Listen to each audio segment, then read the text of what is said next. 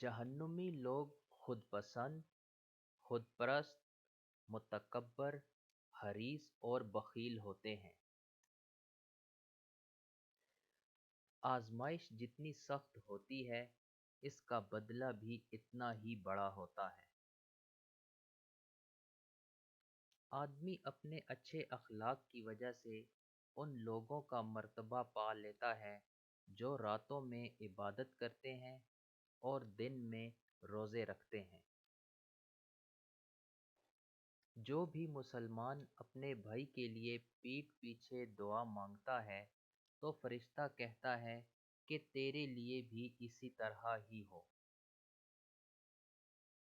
مومن نہ طعنہ زنی کرنے والا ہوتا ہے، نہ لعنت بھیجنے والا، نہ بیہودہ بات کرنے والا اور نہ ہی بے حیائی کی گفتگو کرنے والا۔ سب سے بڑی زیادتی کسی مسلمان کو بے عزت کرنا ہے۔ جو دھوکہ دے وہ ہم میں سے نہیں۔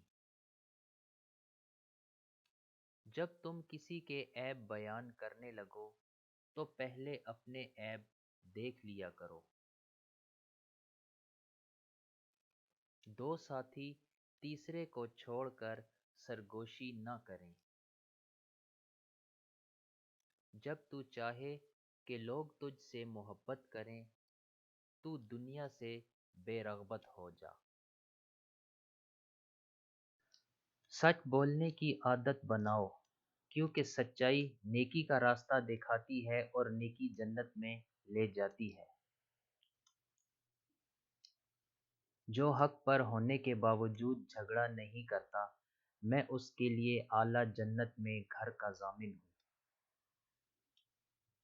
اللہ تعالیٰ ایسے شخص کو اپنے عرش کے سائے میں جگہ دے گا جس نے تنہائی میں اللہ کا ذکر کیا ہو اور اس کے آنسو جاری ہو گئے۔